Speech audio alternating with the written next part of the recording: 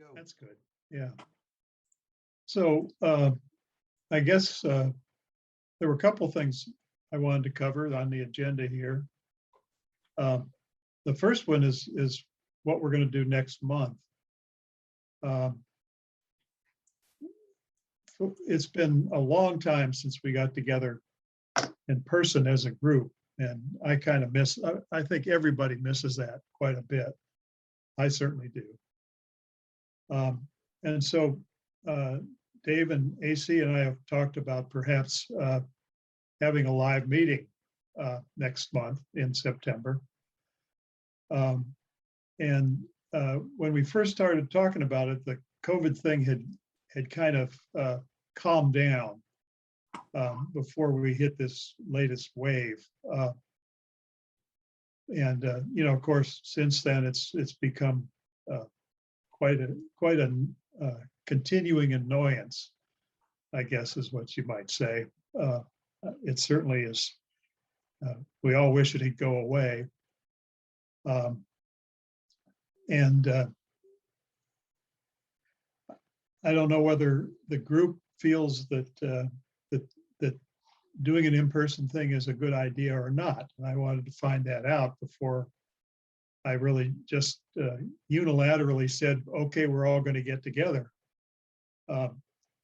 Certainly, if we do get together, it will be, I hope that everybody that decides to come will have been vaccinated.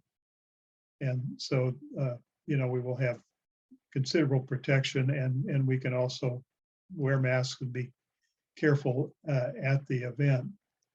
And the idea would be to either at AC's place or Dave Wood's place. We haven't really decided for sure, but at one or the other to come over in the late afternoon, bring your equipment, your imaging equipment, if in fact your equipment is portable.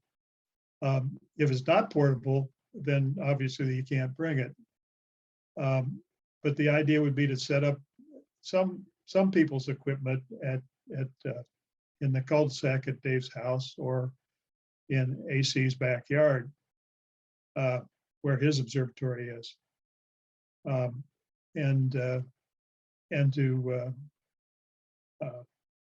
probably, we can't expect to get hours and hours of good data that night, but it would be great for everybody to show how they do collection and you know how their equipment works, and the people who bring the equipment can show it off and actually image some things, and the people who don't bring equipment can kibitz and tell the guys with the equipment how to do it right. So that's the kind of event that we have in mind, and I just wanted to get in before we decide to do it or not. I thought I would ask the group for their opinions and how they feel about that. So let me hear from the people. Let me hear from you guys right now, how you feel about it. Any comments? That sounds interesting to me. Yeah. Okay. Anybody? So let me chime in here just a little bit, just kind of tell what's happened in the past. Several years ago, when we had a very large mix of imagers in the group, both experienced and brand new, and the idea was, hey, you know, there are people that know how to image using a catadioptric on a set of forks. There are people that know how to do wide field imaging on with a 66 millimeter something on a German equatorial mount. So there was enough folks that said, you know, I don't know, my guiding isn't very good. How do I get better guiding? And here's the rig that I've got. So what we've done in the past is get together in a group at a location that everybody could get to fairly easily. That would allow both beginners and and the experienced guys to sit down and say, oh yeah, that's what you're doing wrong. Oh, you really use that piece of software? How about you try this piece of software instead? So it was a kind of a group meeting that where everybody got to share ideas. The rigs were all set up. There are several. Frank brought his at that time brand new setup, and everybody went ooh ah because we were able to capture M13 right, kind of do a nice job with imaging M13 right outside my front in the cul-de-sac out in my house. So we've done this 3 times, and it was all very successful all 3 times. Just having folks that are having simple issues, and either we do it at the cul-de-sac in front of my house, or we do it up in Scripps Ranch, or do it up at AISIG. But it's an easy way for folks to sit down and share concepts and ideas. There are certainly new imaging techniques. There are certainly new pieces of imaging software, and the cameras have all changed too. The only thing in CMOS way back when was a stupid DSLR. Nowadays, CMOS is what's this? People are starting to say CCDs. Are they dead? So it's a really easy thing to do, and it allows folks to get together and spend some time, imaging, helping each other out. So that's what the concept is. Yeah, that's a good summary of it. And I guess the one way to do this is just to use the screens. If the people who have muted their screens can turn them back on, and we can just let me ask a couple of questions, and you go yes or no like this by thumbs up or thumbs down, and that'll give us a little bit of a feeling how the group might. They can even do it via reactions on their screen. You can go like that and put the little thumb up. There you go. Yeah, right. Jose's got his thumb up. There you go. Okay, so the first question in my mind is, whether people think it's a good thing to do given this environment with the COVID and all that. So give me a thumbs up or a thumbs down on it. Well, if I were down there, I'd be delighted to do it, but Seattle's a long ways away. Yeah, that's a problem. Yeah, I guess it is only good for the locals. I mean, we certainly have members all over the country, but I don't think there are a lot of people here that are long distance. So anyway, I saw mostly thumbs up. I didn't see any thumbs down. So I'm kind of inclined. And what I guess another question is about protection. Do you think everybody, number one, should we require everybody to be vaccinated? Yeah, that's the first question. So give me a thumbs up or a thumbs down on that. Somebody's praying there. Zahir. That's good. I like that.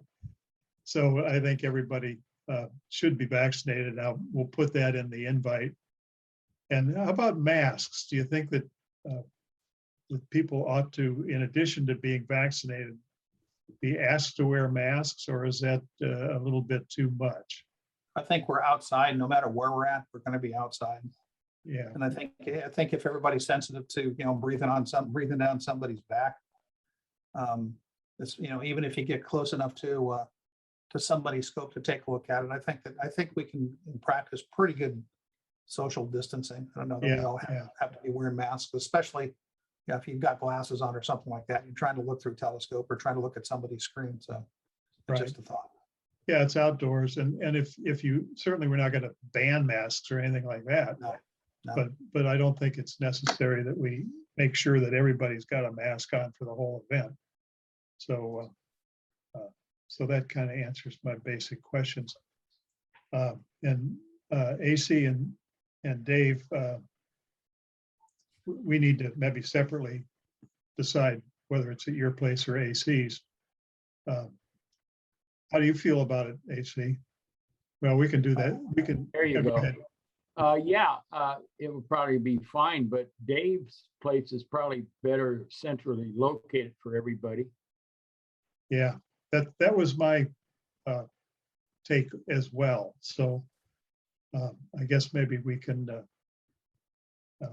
if AC doesn't really want to do it and doesn't want to miss the opportunity. Here's Dave's cul-de-sac, right, Dave? So basically what happens is that I run about three or four extension cords out in the cul-de-sac. There's a street light right about there, and I pull a fuse out of the street light, so that darkens it up. And if we go looking right over here, if you can see my mouse, the North Star is right here. So I've got a clear view of the North Star through the trees. I'm quite literally the only one in the cul-de-sac. My neighbor here, I just make sure he turns off his porch light, and other than that, it's fairly dark and fairly easy.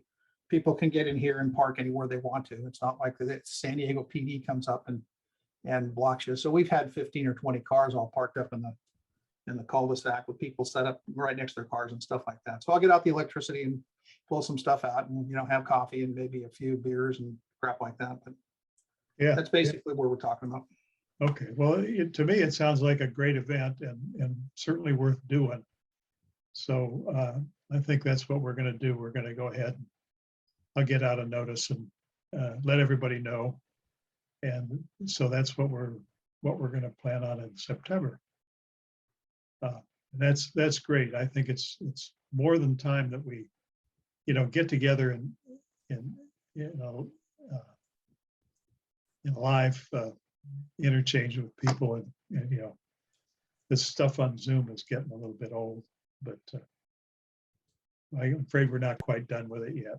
So anyway, so that's the deal. Of course, anybody can come up here and set up if they want to, because I've got no problem with that. I've even got a couple of east-west lines set down, so it's easy to figure out where north is.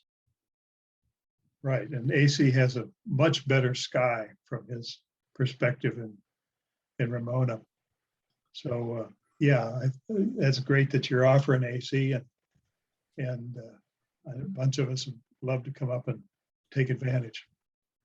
And you can show us the current state of your observatory too. I'm sure it hasn't changed much.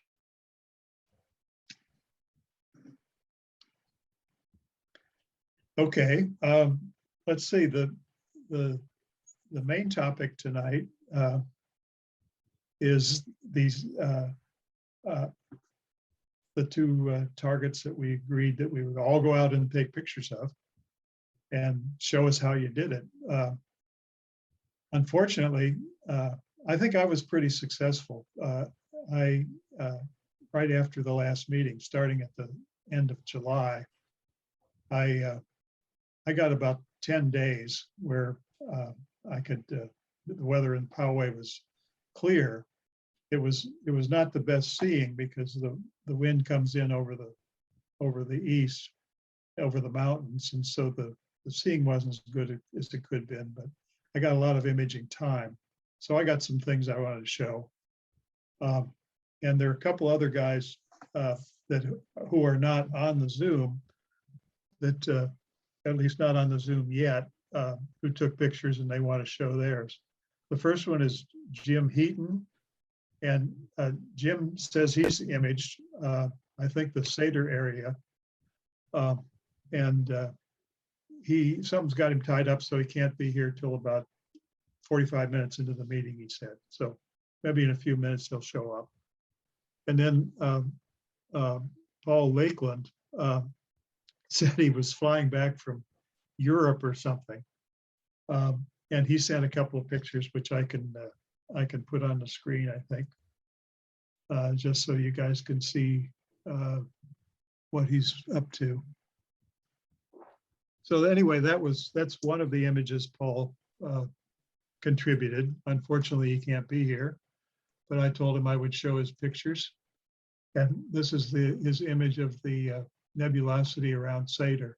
Is that showing full screen, or can you see my background behind it? No, it's showing full screen. It's showing the application, Scott. Okay, it's showing the app, not the whole screen. Yeah. I really wanted to show the app, and I didn't really see where to do it.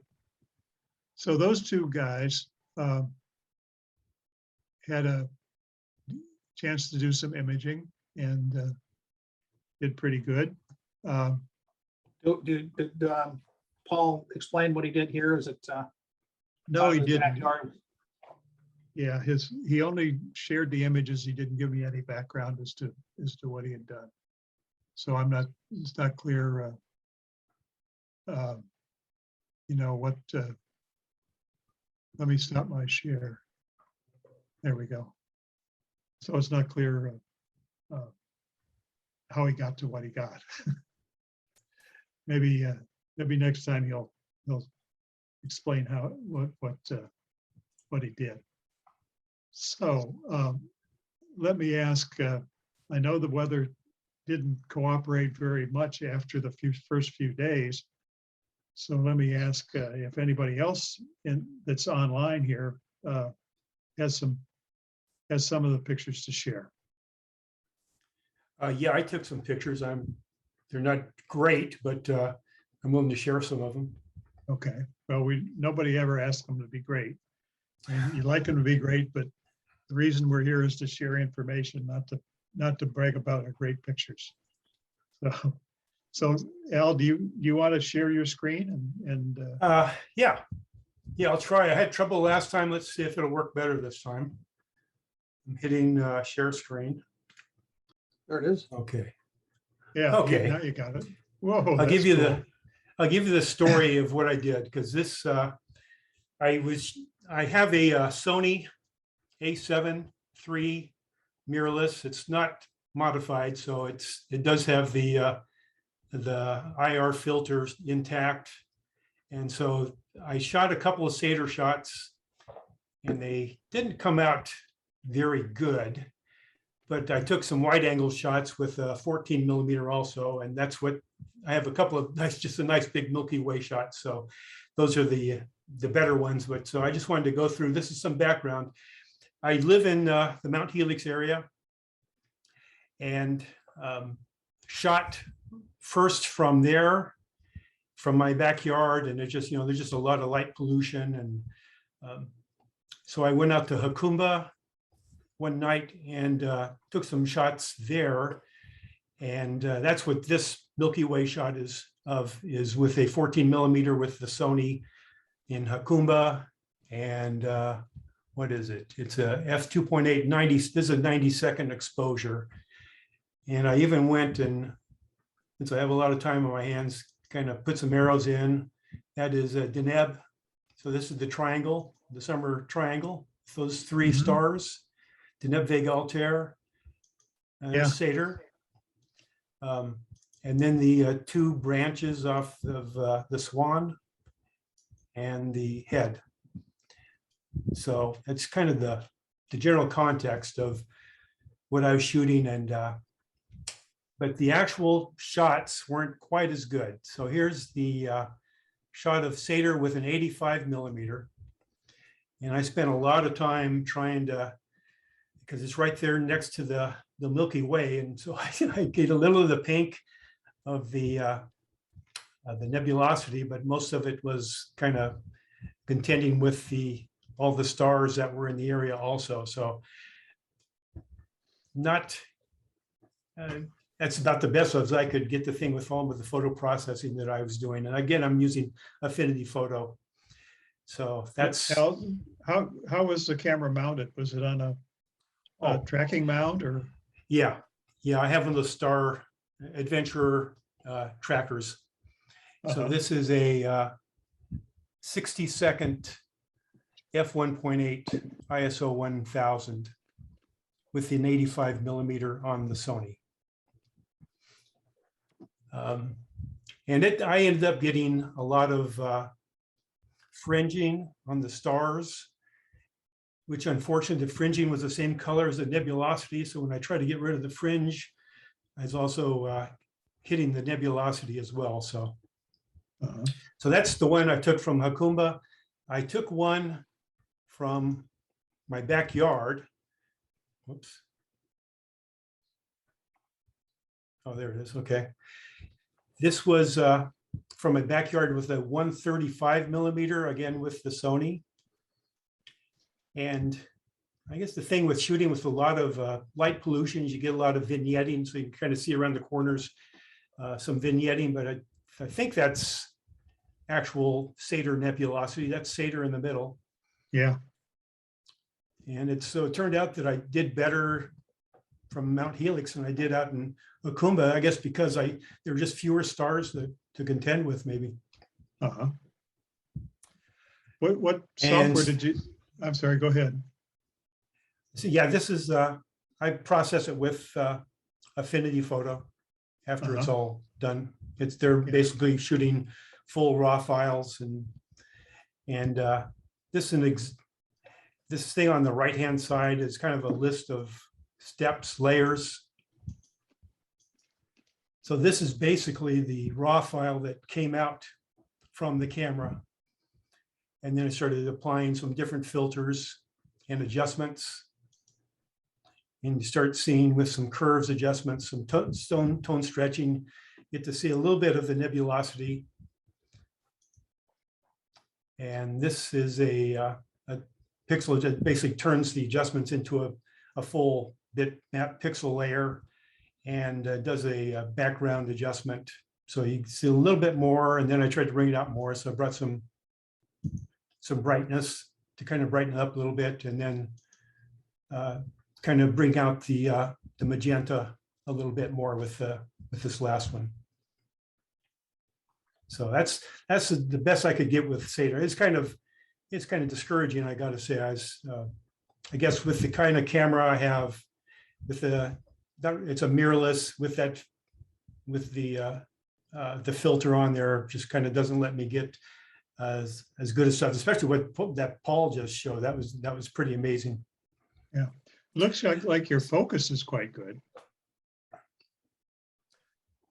Yeah, it takes a while. The Sonys have something called it's something that you get a little it highlights the edges when you have things in focus.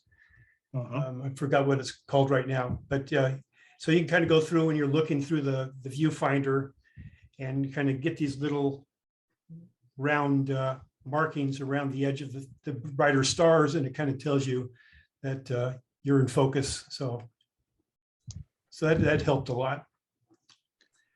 Does the viewfinder let you zoom in on the stars at all, or? Oh yeah, you can yeah, to get things into focus on a little bit better. Yeah. These are all shot at 85, but you can focus in and bring the stars closer and closer and closer, and check the focus on them as you go in closer. Cool. And after each shot, review them and make sure the histogram looks okay. You're not clipping too much out. Al, just out of curiosity, are you shooting flats? No, Okay. on these, I think on these I was shooting with long exposure noise reduction on. Okay. So letting the camera do some noise reduction. Okay. It basically, you shoot a 30-second photo or 60-second photo, and then it goes through and does 30 or 60 with a closed, I guess it closes the shutter, and then it tries to reduce noise through that way. Just the internal noise reduction, yeah. Yeah. But the one thing what flats might do is you see where it's vignetted in the corners. And, Yeah. The flats might flatten things out, so the vignetting was, so that it wasn't so noticeable. I don't know if there's a way, but Al, is there a way inside your processing software to be able to apply flats? Yes, there is. Okay. But is that just putting the lens cap on and shooting again? No, Is that so it's the other way around. What you want to do is to expose, is to take a very, matter of fact, it's really easy to do with a DSLR and a small lens.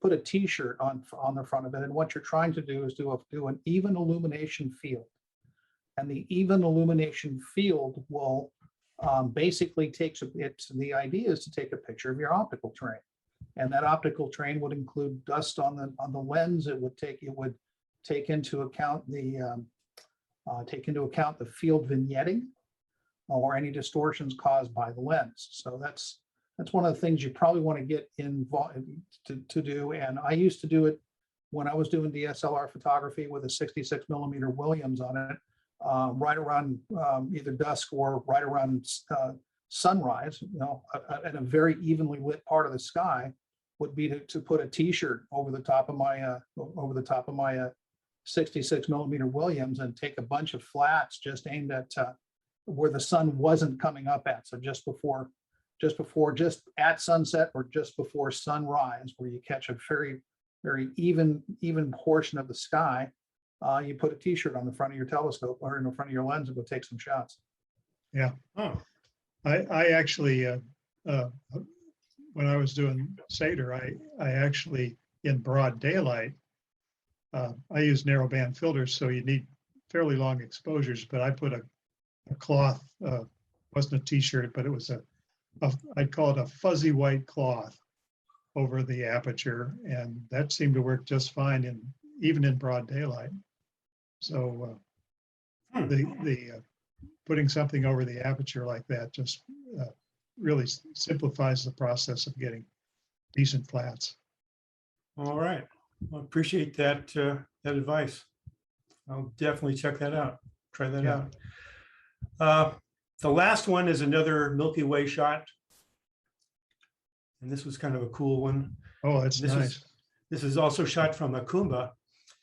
But what was neat, and maybe this was this is not a sunrise or a sunset at the horizon. That was a fire in Mexico that happened to be burning the 12th of August. So that's kind of an instrument. So I just, this is a 15-second with the 14mm again, but it's kind of an interesting shot with the Milky Way over that fire that burned itself out the next day. But so those are those vertical things on the left. Are those plants or what is that?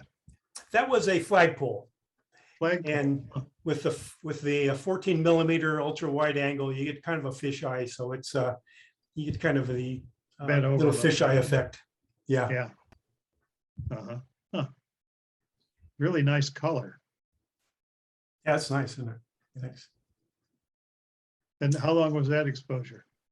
This was just 15-second exposure. I just before I sacked out, I just put it on there really quick. And I didn't need a star tracker for this because 15 seconds with a wide angle, you really don't Right. get that much of a tracking problem. Yeah. But it's a nice sharp image and nice color. Oh, good. Well, thanks. Okay. So stop share. Yeah. Okay. So I'll bet the rest of you also have pictures, right? No. How could that be? I can't imagine. Come on, Zaire. I know for a fact that you got access to some. Here, did you do some? I didn't quite get everything out of it, so I'm still working on it. Work in progress. I was going to see what you guys came up with. I managed to open up a couple of files and looked at them, but I haven't done anything more with it. But it looks like most of the information was in the hydrogen alpha shot. It seemed to have the most information. I'm still trying to figure out how to get around my color blindness. So I'm thinking about trying to do something with monochrome, like combining all the wavelengths and see if I can get a sharper monochrome image. You got any ideas on that, Dave? Actually, I can supply you with 2 years ago, I redid the HA data for on M16, and I can get you all. Matter of fact, if it's not already on the archive site, I can very definitely put up the HA, the high resolution HA data that we put up. Which Okay, I did get whatever you put the fixed file that had the hydrogen alpha on it. right. So the difference being is that the data that you were playing with was collected just in April of 2016. The HA data that I did was specifically for a banquet picture that was where I put in something on the order of 14 hours of HA into the system. So it's strictly HA data, and it is spectacularly clean. Okay, So it would give you the opportunity to play around with some very good techniques. It certainly would give you the ability to play with deconvolution, because the data is so it's such high resolution data that it's really clean. okay, So cool. I'll put that up for you so you don't have to muck around with all the subs and color stuff. It'll be a folder up there, and I'll specify it as HA as M16 HA data, so you can go screw with that. Okay, cool, thanks. Sure.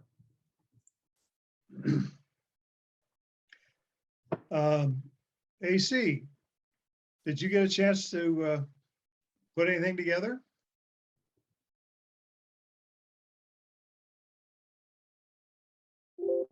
Yeah, not currently. I don't have anything new. Okay. Well, anybody else have either of these two targets? Or, you know, I think in my email, I suggested that if you hadn't actually done those targets, you pull something else together that you are proud of and would like to show. So if anybody has that, just feel free, speak up. Otherwise, you're going to force me to show my stuff. So.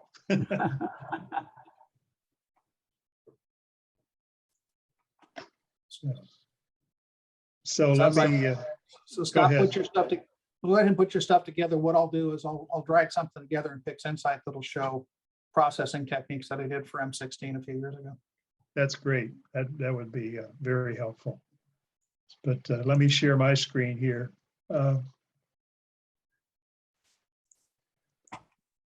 Jim Heaton is here, by the way.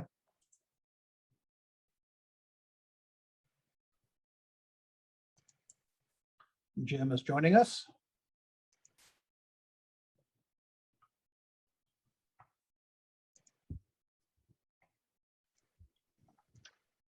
So there's my charts. And is that full screen for everybody? Yeah. Yep. Okay, then I must have some idea what I'm doing. Not very much. So I think I was pretty lucky. I started imaging those two right after the last meeting, about the end of September. And here's my setup in the backyard. You know, I have this roll-off roof observatory, and there are two scopes in there. The one I used to use for outreach, and the other is on a permanent mount. But with outreach kind of not happening, or at least I'm not doing it with this scope anymore. I just put the two of them in there, and with the one on the left that I imaged the eagle, and with the other one I imaged satyr. The eagle was that scope is an RC, and it's at f8, so it's a pretty nice field of view for eagle, and the Newtonian on the other side is f3.8, so the field of view is about twice what it is on the RC, and it's an AIS on the RC is an ASI 1600, and my old SBIG 8300 on the Newt,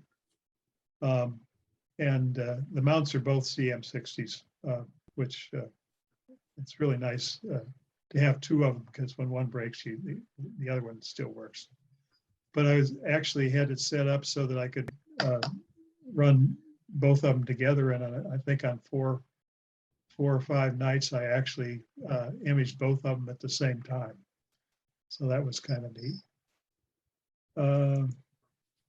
And I got quite a bit of time, 106 10-minute subs on Eagle, which is 17 hours. As I said before, I think the seeing was not as good as I would have liked. It was about 4 arc seconds for the whole period. I mean, just on average. So you know, you could have hoped for 2 arc seconds from Poway, but not when the wind's coming from the east. So it wasn't, they aren't the sharpest images in the world, but with these fields of view, it doesn't really hurt you all that much. And of course, what I tried to do for the whole process is to stick with PixInsight, because I have a habit of hopping back and forth between PixInsight and Photoshop, and that's kind of, you know, because I haven't spent enough time learning PixInsight properly, and I fall back on things in Photoshop that I'm very comfortable with. So anyway, I stuck with PixInsight for all its processing, and the first thing was the batch preset processing to incorporate the calibration frames, the flats, darks, and biases. And it's not brand new, but it's the weighted batch processing was new to me, and I found it very easy to use. And in fact, because it does the weighting for you, the first thing I tried was just to give it all my subs, including the ones that I would have thrown out, at least the ones that still look like a halfway decent image. And I let the WBP do the selection, and it turned out quite well. And that's what these 3 are. Those are the masters from running weighted batch processing, and they're just stretched with screen transfer function. So when you do, this is all narrowband. I guess I didn't say that. So it's hydrogen, sulfur, and oxygen. And when you, there's 6 possibilities of the order of those 3. And the color, in this case, because the H alpha is dominant, the color of the image, the basic color of it, it depends on which channel, red, green, or blue, you put the H alpha in. So you can see here that if the H alpha is the first channel, the red channel, then it's red, and if it's you put it as a second channel green, then the image turns out green. But anyway, the 2 popular ones that everybody images are hydrogen, sulfur, oxygen, and then switching the sulfur and the hydrogen around is what's called SHO. So I kind of stuck with SHO, and in the end I did a little trick to see what it looked like in HSO. So one of the first things I did was to create a superluminance file, just using image integration. I took the 3 masters and integrated them all together. And the idea is to use that, or perhaps just the hydrogen alpha as the luminance channel in the LRGB images. And so this is what the superluminance looked like that I created. So I just added the superluminance to HSO, or to SHO, sorry, using LRGB combination in PixInsight. And it always comes, it will, the background, that the deep space without any nebulosity is black or very dark gray. And so, and it always, when you do you combine the LRGB, when you make the LRGB image, the background always turns out to be in a screwball color. So there's a function called background neutralization, which basically makes the color mix so that the background really looks black or dark gray. And so generally after you do the LRGB combination, then best thing to do is to correct the color by using background neutralization. And I also made a H-alpha image with H-alpha as luminance on the SHO. And I compared the two, and it looked to me like the using the super luminance with SHO was a little better. So that's the path I went down. So there's in Scripts Insight, what I did was to try to exercise the easy scripts that have now been incorporated in PixInsight.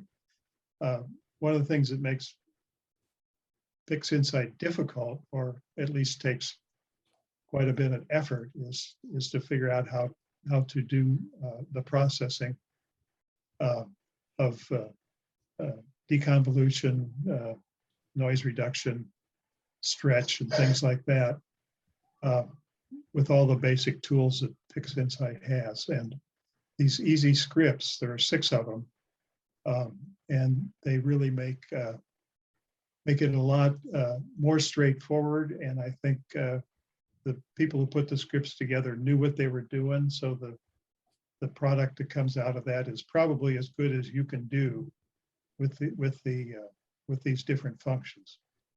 So so I did easy soft stretch to take the linear images.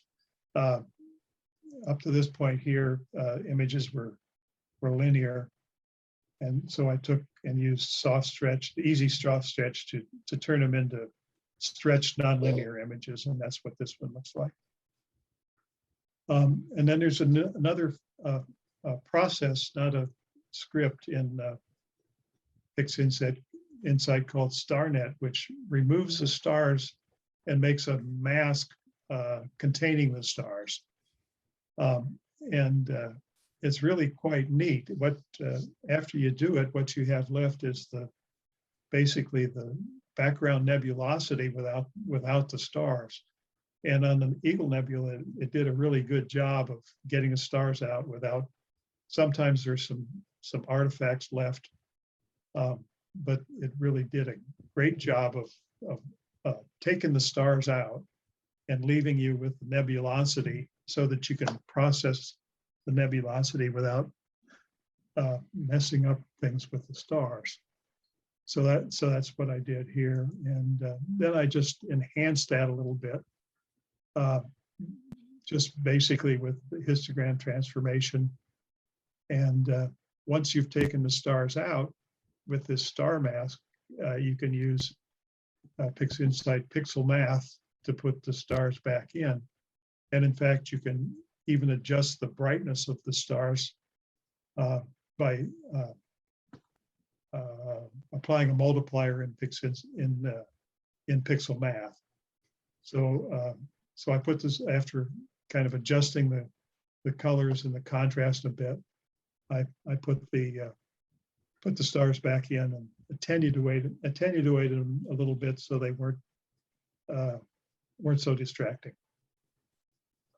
So then another function in the easy scripts is deconvolution, and I've run deconvolution before in PixInsight, and with sometimes success and sometimes not. And this time using PI Easy Decon, even though this was nonlinear and the script tells you to use linear data that hasn't been stretched, it still worked pretty good.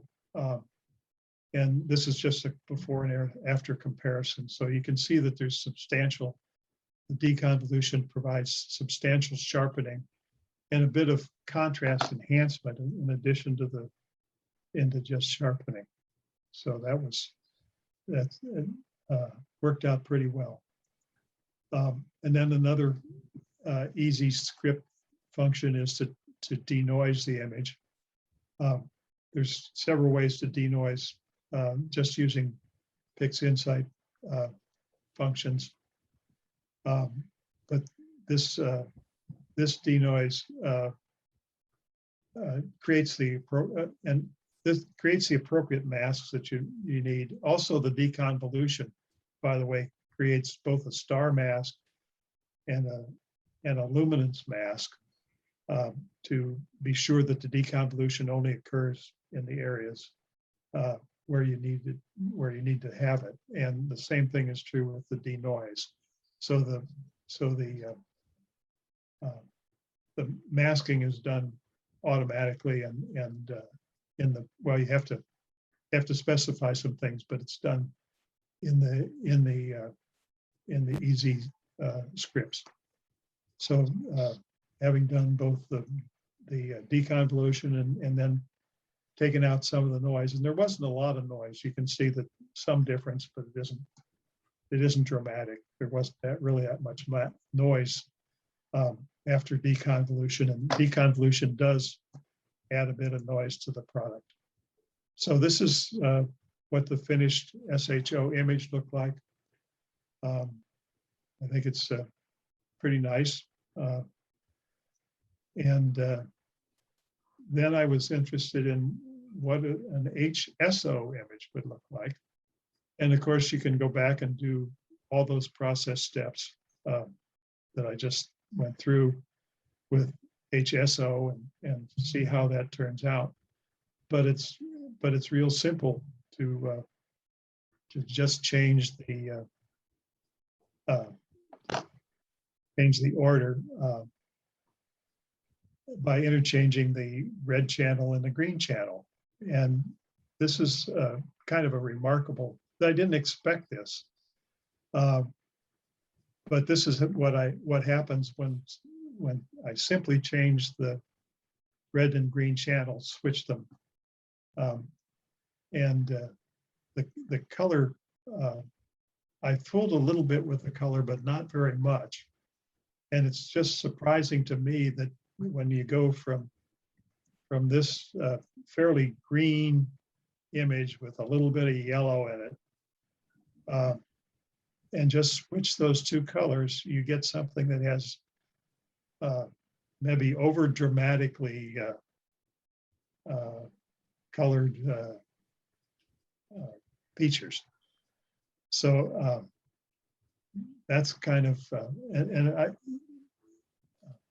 that's kind of how the processing went on the Eagle Nebula. You could argue, I mean, whether you like these or not is a matter of personal taste, I think. You might argue that they're a little bit too dramatic or colorful or whatever, and that's certainly valid. But I think whether you like them or not is just a matter of personal taste. So then I also imaged Satyr pretty much at the same time. And I didn't get quite as much time on Satyr. I only got 13 hours, which is actually plenty of time. I did the same pre-processing with PixInsight, the weighted batch process pre-processing. And again, it worked just fine, no problems. And I'm not going to go back through all the steps, but the steps were actually similar, but a little more chaotic because I didn't. A couple of things I tried didn't work out like I expected. And anyway, this is the SHO image that resulted. And here's the HSO image that resulted. And the only other, I have the notes that I took as I did the processing. A couple of times I kind of reset things. First case was that I wanted to try, I went down a path that created a stretched image. And then I decided I wanted to try the decon with the linear images and see how that worked. And so I did the decon but I didn't really like the results. There were some rings and dark spots that were introduced, and there are parameters that you can screw around with the decon processing. But I decided not to bother with that. And I went on and used something that's a little bit simpler.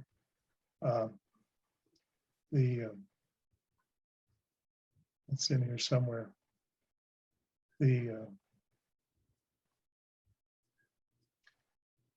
Anyway, I did tried to enhance the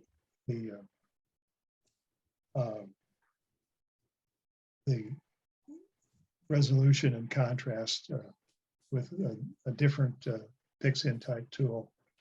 And then I just did the same swap thing. So that's, and there's quite a bit to learn in these EC processes or scripts, how to do it right. And I'm still wandering around in there trying to understand the best path through that and how to do it effectively without messing things up too much. So anyway, that's pretty much what I did. And Can I see can I see your picture again? which one? It's your best of the Seder. Yeah, that one. Okay. That one? Oh, Yeah, the red. Go ahead. So Seder is the which star is Seder? Is it the bottom? The star Seder is to the lower left, Lower left. Okay. and it's actually out of the image. So I didn't. Yeah, that may be right there on the edge. Can you see my arrow? No. I guess you can't. Oh, yeah, I can. This right here, this may be Seder. Oh, I- okay. It's down in that area, and I'd have to go back and look to see whether that's actually it. So what's the angle of view here, or the view angle? Do you know about what angle of the sky we're seeing here? Yeah, What it's portions? pretty much north, south, east, west. It might be off by a few degrees. How many degrees are we talking about here? You know, I'd have to go back to the images and plate solve them and see what the Okay. angle is. But yeah, I don't think yeah, I'm sure I did not plate solve these. So I can't tell you offhand what the angle is. But the camera is kind of grossly lined up north-south. And this is the SBIG 8300 camera. Yeah, I just wondered how, I'm just thinking about compared to the ones I took, because I was looking at probably 15 degrees of the sky with the 135 of the 85 millimeters, like 25 degrees of the sky. I'm just wondering how much of the sky I'm seeing here. It's Yeah, well, that makes right. This is a much smaller field than yours. okay. And it's kind of up and to the left a little bit, up north and a little bit to the east Gotcha. of Seder itself. There's so much nebulosity in there. You've got in that Yeah. area, you know, you've got several choices as to which one you want to take a picture of. When you're doing the narrowband filters, how does it impact the actual stars that much? Are you picking Well, up all the stars, or? Yeah, it can. If you the stars are white, or at least you would like them to turn out white. Yeah. And if you have the same exposure in the three narrowband filters, generally they will turn out to be a little pretty white. There are processing steps that you could make them white. What you'd really like is to have them be their natural color. Of course, there's nothing natural about the narrow band colors, so you can't really create the natural star color from the narrow band images. But if you had if you had separate RGB images that had good star color, you could perhaps, you could go through and replace the stars that you took with the narrowband filters with RGB stars. That's a little bit, that's pretty tricky to do well. And I've tried it a couple of times and never been very successful at it. So generally I just kind of leave the stars white. And if it turns out there's a tinge to them, there are several ways you can correct that. Interestingly, in one of the images I processed a couple of months ago, when I tried to add luminance to the RGB images, these were narrowband images. For some reason that I don't fully understand, there were very large, colorful halos created around the stars. And so sometimes you can get effects that you really didn't want in the stars from these narrowband images. Okay, thanks. Yeah, that's really nice. Dave or Scott, have you tried photometric calibration on this to see what kind of results you get? Just took your individual color band frames and kind of run them through that process, or at the end to see how much to get the star colors right? No, I haven't. Generally, I just use the background neutralization and I let the stars be what they are. But I know there is a calibration process that allows you to specify the white. Yeah, I read up on it, and Dave was talking about it last time. So here, just FYI, to try to do photometric calibration on a narrowband picture usually doesn't work out too well, because it's not going to just process the stars, it's going to process everything in the picture.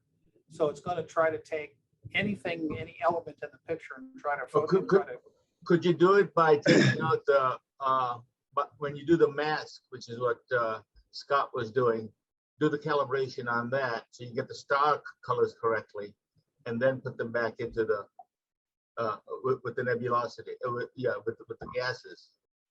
I've tried and it's not been terribly successful doing that. Yeah, typically what I'm doing is I'll take some luminance shots, some short duration. If I'm trying to do a whole bunch of run in narrowband and I want to get some regular star colors in there, I'll take some real short time images of just to get enough stars. So if I'm shooting 15-minute 900-second or in the case of tarot, we'll shoot 30-minute narrowband images. I might take, and that's all I'm looking for. I might very well go ahead and shoot 15 minutes or 20 minutes worth of 3-minute luminance shots just to get the stars in it, and then use those shots to create balanced stars that I can go ahead and insert in the picture later on through various different insertion processes. Yeah, I think what Zaire was mentioning was there is a PixInsight process that lets you set the white value and the dark values or the background values, and that you could do that. It doesn't. I probably doesn't screw up the color assignments too badly. It's just something I haven't been doing too badly. Yeah. But Jim, you got something?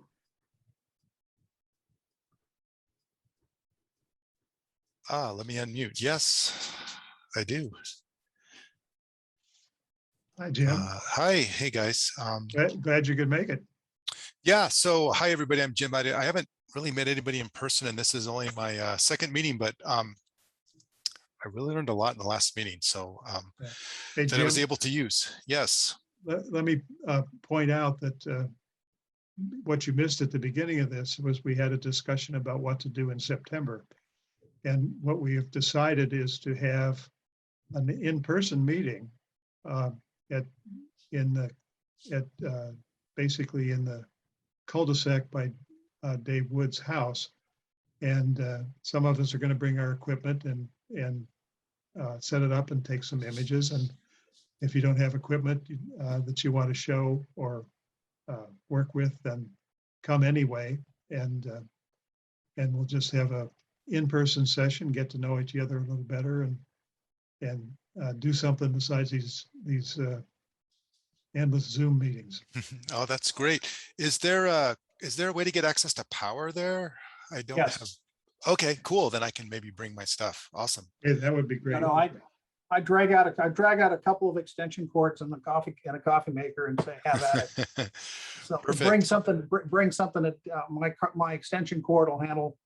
I'll plug it into a 30 amp circuit so we can hang a bunch of stuff on it. But bring the Great. normal stuff you would do as far as extension cords and whatnot, and you can plug into the call, and I'll have it all set up for you. Cool.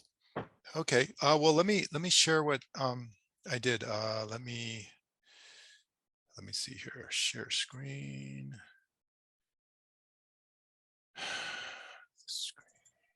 Can you guys Yep, you're there. Yep, there you go. let me go into presentation mode.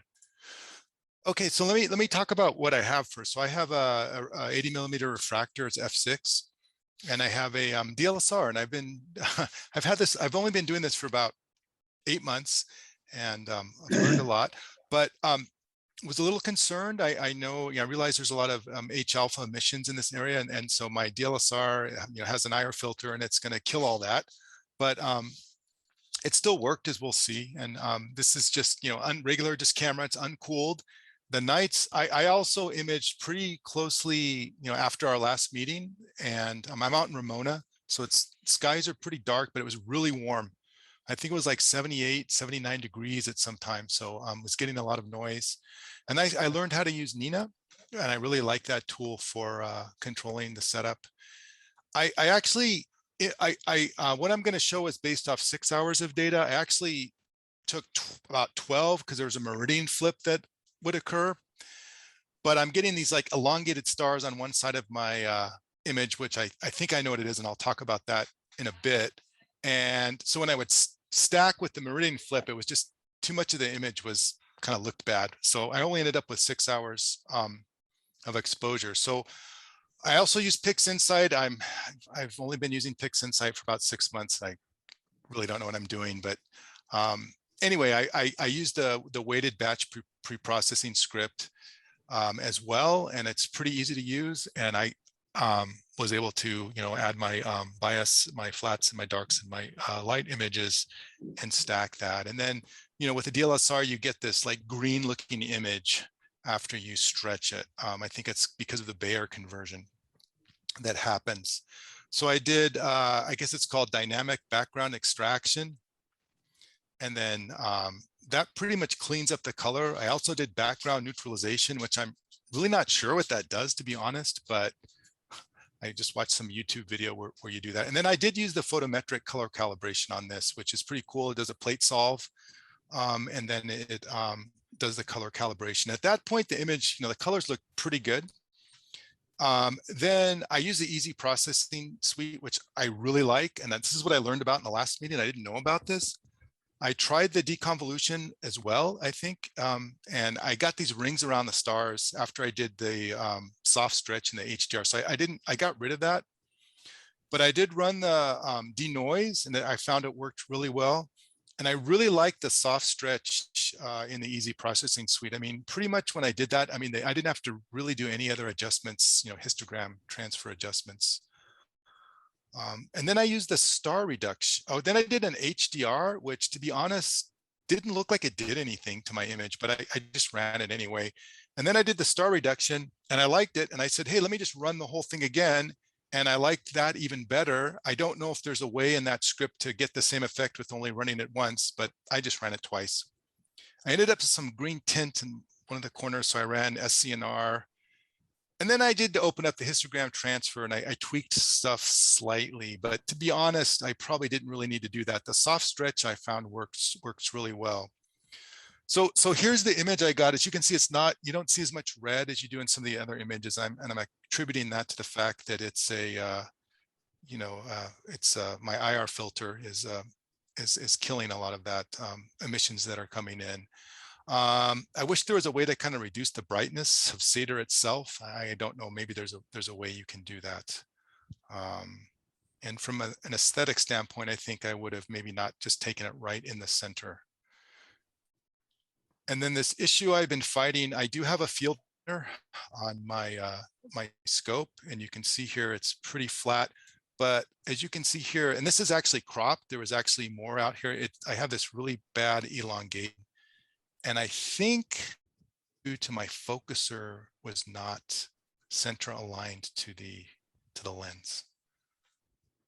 And so I've adjusted that, and I'm hoping that I can get a flat field. So what was happening, if I did a meridian flip, you basically get like this on this side, and you get the same stretch on this side. And then when you stacked, I was just losing too much of my image.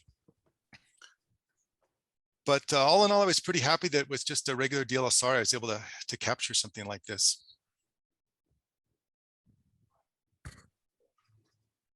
So just real quick, one of the processes that you can use in PixInsight is there's a script under utilities called color mask. Okay. And color mask allows you to create individual masks. I mean, a lot of them. You can go in and no active image window. You can go in and create some very specific color masks. In this case, you could create a red color mask, put the mask on the image and invert the mask so that you're masking the stars and not the background. And then you could play with curves a bit to help saturate up the red. Okay. You can create filters in the color mask. You can create 6 different filters, and you can play around. You can screw around with the bandwidths of any of the color. You can play with them. You can do whatever you want to with them. But if you, the nice thing is that if once you start playing with masks in PixInsight, you can apply the mask. You can invert the mask, and inverting the mask allows you to. You can either use the mask to brighten up the stars, and use the curves tool to curve saturation to bump the saturation up of the stars, and then flip the mask over and saturate your background a little bit differently than you would saturate your stars. So you don't have to use, the nice thing about using the color mask is that you can use the curve saturation tool on the same picture, but doing different curves to different elements of the picture. It's very easy to do. Would there be a way to do a mask just on the bright star like this to kind of tone that down and nothing else? There is a tool, but I can't remember the name of it at the moment. There's actually a process that will allow you to tone that down a bit. And you might even actually try the game tool. So using game, which is a galaxy mask, you might be able to use the game tool to be able to mask that star using game, and then tweak it down. Take a luminance curve, or take the luminance and knock it down. So use that as a mask. Mask off everything except for the star, and then gently knock the luminance of the star down. Might be something you could try. Okay, great. Yeah, another thing is another technique is the star net, which basically separates the stars from the nebulosity. Once you've taken the stars out, you can do almost anything you want to the nebulosity, and then reintroduce the stars. It's kind of an automatic. That's just a process in PI. It's not a script, and it's kind of an automatic way to do the masking. But with really bright stars like Seder, I think what you'll find is that it leaves some artifacts. It takes the star out, but it does leave some artifacts which affect the nebulosity a bit, and you may have trouble dealing with them. Actually, the easiest thing to do with that, Scott, is to use a clone stamp. So you can go in and if and I did this with the with the Phosphor Nebula, which has got the Christmas tree Phosphor Nebula. You can go in and when I did the no star version of that thing, I went in and used StarNet to remove all the stars. And while it got the core of the Christmas tree cluster in there, I had to go through and quite literally use a little tiny bit of clone stamp to get that out. And even then, it's still slightly there, but it was easy enough to go through and knock it out. It's the StarNet doesn't pick on, unless you're really good about figuring which numbers to pick on, what layer to play with. It gets the stock. I call it just the stock settings, and StarNet don't grab the really big stars, it turns out. Yeah. So something like Seder, you'd have to go through and play StarNet, and StarNet's going to leave a little artifact, but then you could go back in and use a clone stamp to go at a clone stamp, let's say radius of 5 pixels. You can go in and just kind of knock it out and take your nebulosity, if you will, and take and clone stamp your nebulosity across the artifacts of the star when it comes out. Yeah. And then when you reintroduce a star, it doesn't reintroduce the whole thing. It only with the part that's masked. Yep. So there is perhaps some reduction in the bright stars. I know the Easy Processing Suite star reduction uses StarNet, but I guess it sounds like you can run StarNet just separately. It's what you're saying. Yeah. Right. Okay. Mhm. Yeah. So Jim, are you considering taking the IR filter off your Canon? I've thought about it. So here's what I keep going back and forth. I've looked into it. I'm not going to do it myself. So if I paid somebody to do it, it's about $350 bucks. But then I still want to use my camera for regular shooting. So I'd have to buy like an IR clip filter. So I'm looking at about $400, and I'm like, gosh, at that point I could just buy like another camera. Yeah. I don't know, but I'm thinking about it. Is it significantly an improvement to bring up nebulosity? Oh yeah. Yes, it is. Really? So all the hydrogen alpha emissions, basically, I mean, most of that gets cut by the IR filter. That's why I haven't tried something. I mean, but looking at this, I mean, I could probably shoot like the North American Nebula as well. And my understanding is if you take off that IR filter, you might take you're going to get in a few exposures what you would have to get a lot of exposures for with the IR filter on, just because it's attenuating that wavelength.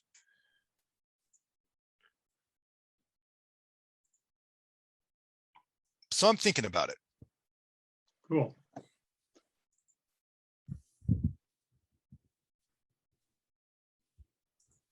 Okay. Let's see. Is anybody else got images of the two targets? How about If you other want to- images?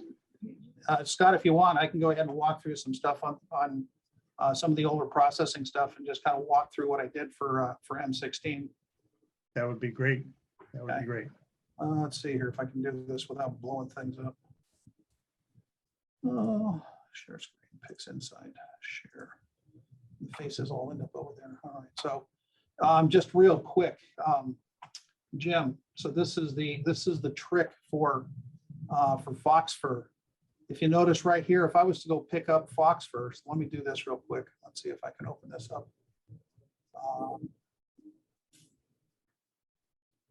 Stars, hang on. So notice on the Phosphor, you get this giant monster star in the middle of it. Kind of look familiar? Now that trick, so what I did when you use StarNet, it left a little bit of the star right there. You can actually see a tiny bit of the residual of that star. And so there's a tool in here called Clone Stamp, and you can go in and just basically you basically roll up the picture so that it's kind of big, and you can actually still see the diffraction spikes left over from that from that picture. And obviously with the refractor, you don't have that funny thing to play with. But you just go in and kind of go, you know, let me clone stamp around a little bit. You kind of get practice with clone stamp, how big your stamp wants to be and what your reference source is. And the nice thing about the clone stamp is that you can reference something over here and then start stamping away over here. It's as they say, cosmetic in nature, but allows you to get rid of big, fat, giant, ugly stars out of the middle of your picture.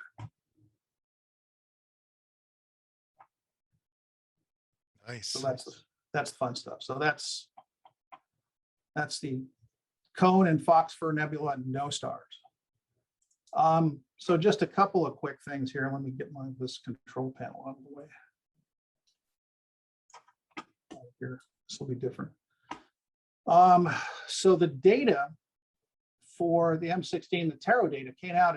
This was the very first image run that we ever did at Tarot, completely remote. And as a matter of fact, the background image that you're seeing in my picture, that is the night that we ran this thing remotely.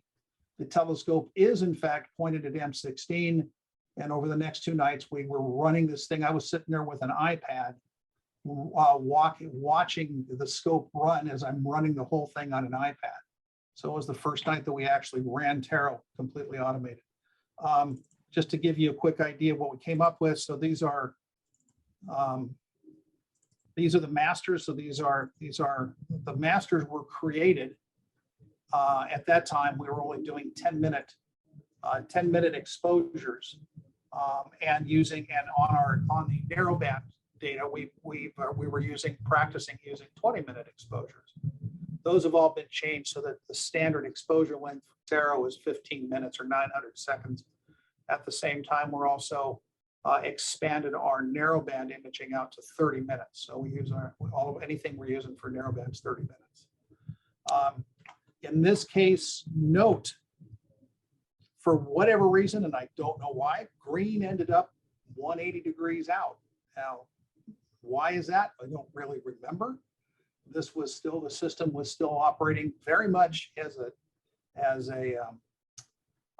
was still running very much in a development mode. I think we spent another 2.5 years trying to get the thing so that every 4th hour I didn't have to make a run to TDS to try to fix something.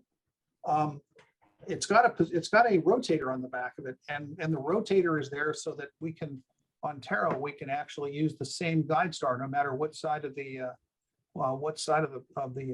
gem we're on. So whether we're east or west, we use the same guide star by using the big rotator. But for whatever reason, if you look over here, green is upside down. I don't know why. So it was early enough on. What I can tell you is that in PixInsight, I typically take the masters and I'll pick the best master, and I use the master and run a process called star alignment. Even if I think that, and to be honest, the weighted pre-processing, batch pre-processing process now seems to do that better than the old version did. And I've been working with PixInsight since damn near it was invented. In the past, I have run a process called star alignment, and I do 2 things with star alignment. So I'll go ahead and pick on star alignment, I'll go ahead and pick I'll do this here. Star alignment. So you'll notice here, you guys can see that okay? Yep. Okay,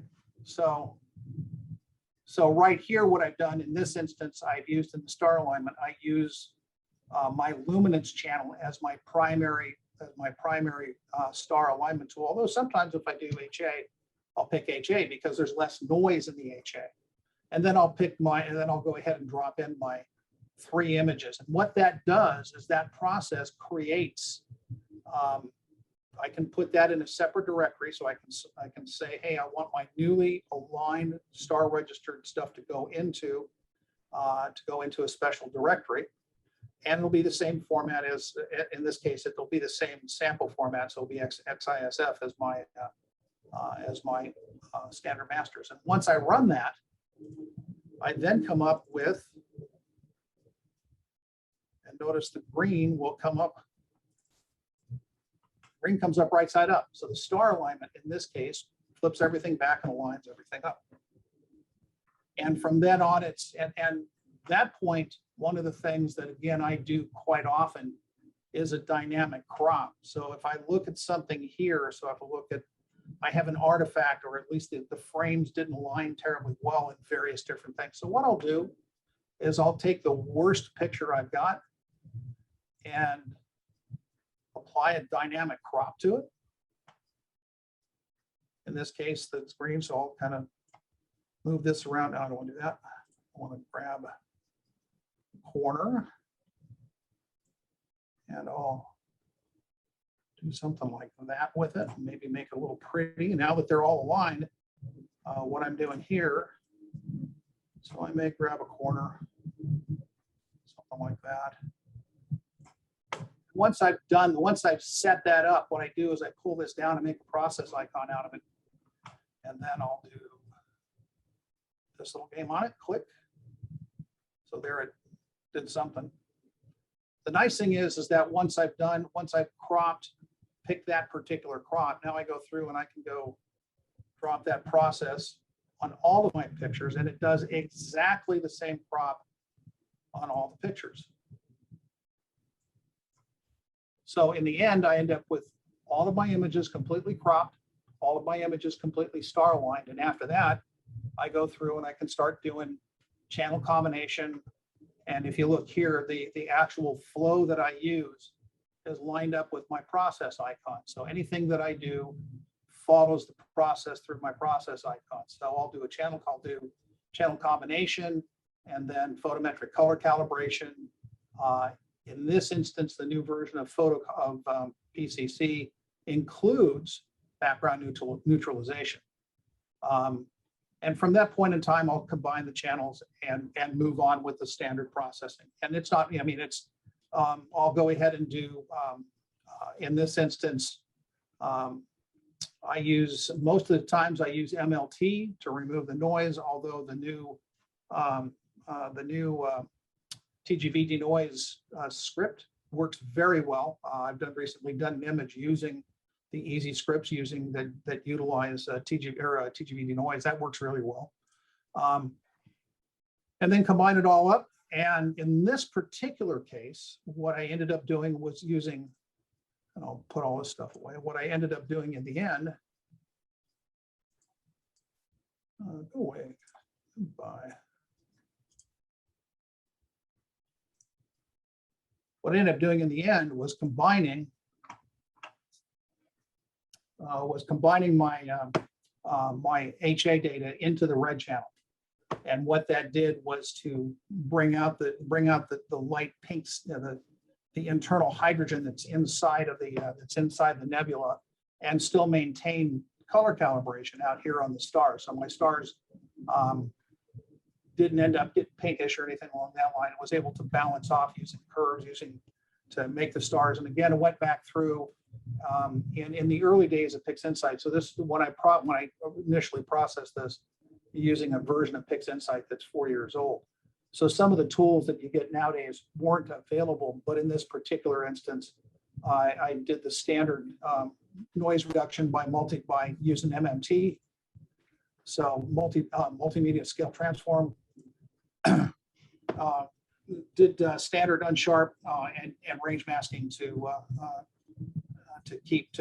allow me to saturate the stars without blowing out the nebula too much.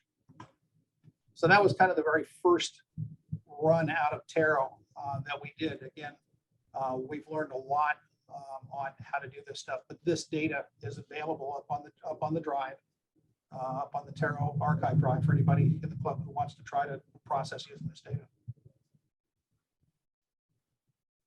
Questions?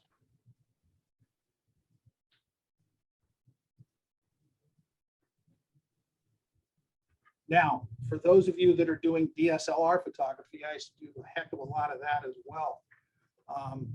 There have been, because of the explosion of one-shot color CMOS cameras, there has been a great deal of new processes put in PixInsight for one-shot color processing, by the way. So just, yeah, if you haven't had a chance, there is there for PixInsight, there's actually a new Warren has put together a new beginners series. And it's free. You can jump on their site and it's a free beginner series, and it'll walk you through pretty precisely how you get to making a color picture with combined luminance and HA data if you want to. What was the site you just mentioned? Oh, it's so let me see if I can pull it up here. Let me stop sharing this. So we'll do that, put all this stuff away. Buy pics, disappear. Let's see if I can bring it up.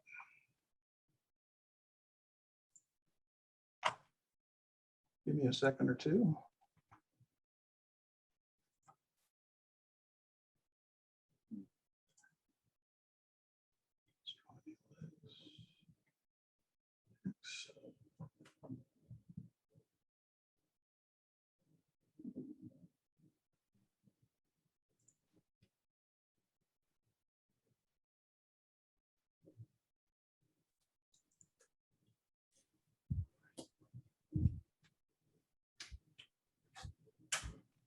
A quick second here to run through. They've actually started redoing the. So here, do this real quick. Share window. Share screen. Share. Okay. So if you're in IP4 AP, so this is Warren's site. There's a free PixInsight primer, and all of these are quite free, and we'll take you through the entire process. Nice. I see scribbling. Delmar is scribbling. Are you scribbling, Delmar? So yeah, these are all done very much in Warren Keller style. And we'll give you a really good insight as to how PixInsight's put together, especially if you're overwhelmed by the toolbox that's in it.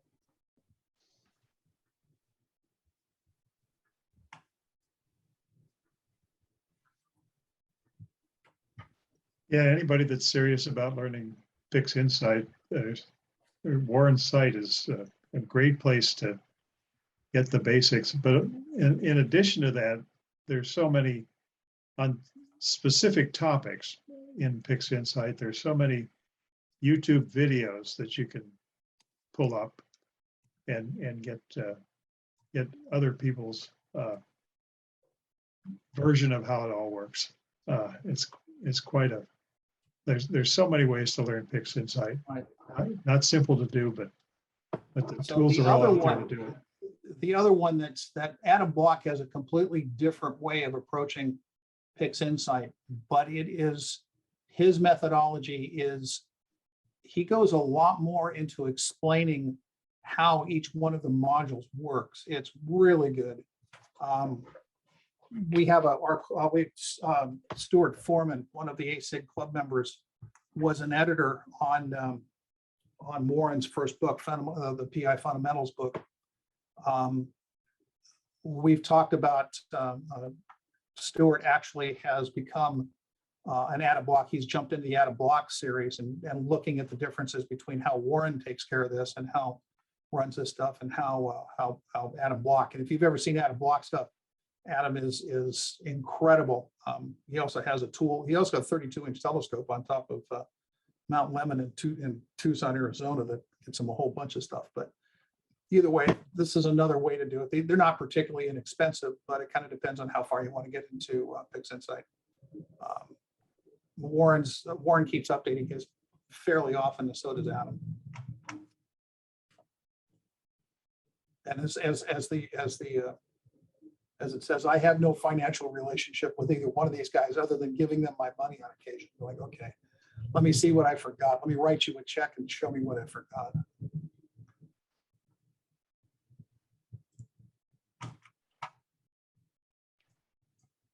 Okay. Thank you, Dave. Very nice. Does, one of the things I said in the email was that this is an open forum. I mean, any topic that anybody wants to bring up or talk about, this is certainly an opportunity to do that. So let me ask if anybody has any other things that they'd like to discuss tonight, or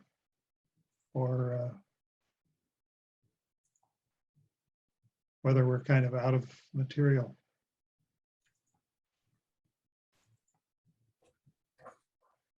I didn't hear a loud clamor. I'm not hearing anybody. Kind of quiet tonight, but that's okay, no problem. Sure, I'm looking forward to seeing you guys next month in person. I mean, the Zooms are fun and interesting, but it's nice to have real interaction with real people. So in September, we're going to meet at Dave's house and do some hands-on astrophotography. So I guess that's probably about it for this evening, and we'll see you in September. Thank you. Nelmar, I think you ought to come down. I think you ought to come down from Seattle. I do, buddy. I think you ought to bring all your stuff down. Yeah. It's a short drive. I did it in July. Yeah, I can sit 24 hours. You can get there from here, no problem. Yeah. Took me 3 days. But I'm a slow driver. Okay, you guys, we'll see you Bye, in guys. September then.